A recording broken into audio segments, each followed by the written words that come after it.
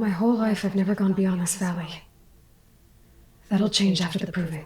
The step I took was I want to be a voice actor, and then everything else has been sort of like mid-game decision making, basically. Who's ready for a mother humping tea party?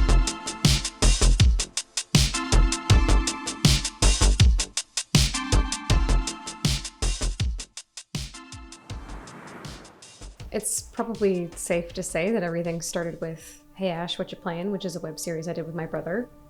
I had not acted before, and the only writing experience I had was writing really, really terrible Final Fantasy fan fiction. It was just sort of experimental by its very nature. It began as sort of just an exercise so we could learn how to use film equipment, and then it became the thing that led to our career paths. The farther along that I've gotten in my career, I've valued my own opinion more. That is a muscle that was developed in me as a writer and has sort of bled over into my acting, because when I started as a voice actor, I was very scared of voicing my own opinion. I sort of just wanted to find a way to give the person that hired me exactly what they wanted. It didn't matter if I was in my performance at all. If I'm just trying to guess what the other person wants, I'm not giving the best of myself. It's sort of to self, that's this line? It's semi to self. It's Okay. just not power, it's not projected. Why are the Eclipse digging up ancient machines? And how do they get them to work? Horizon is the game that really helped me come into my own as a performer. With Aloy, I felt a much greater sense of ownership. I really, really wanted her to feel complex. Something that always kind of bothers me is when a female character is introduced and they're basically infallible. Our idea of a strong female character literally being that they're indestructible and that they're perfect, they don't have flaws. I really wanted her to feel human. I wanted her to feel uncertain sometimes, or that things would get under her skin, that maybe she would get a little angry.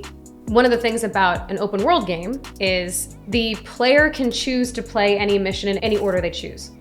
You could start Horizon, you could get a quest in the Nora homeland, and then go all the way to the end of the game, and right before you fight Hades, you might be like, actually, I want to go back and do that quest in the Nora homeland. And so the interesting challenge as far as performance is concerned with that is that Aloy has already basically completed her arc by the time you're about to get into the final battle.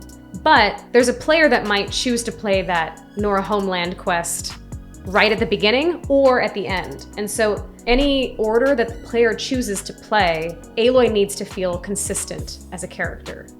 My sort of focus on her having emotional nuance, and then my director, Jamie Modellero, focused on the congruence and the continuity of the game and making sure that she had like a sort of stable place that we could always return to. That collaboration between the two of us really helped form Aloy the way that she is now.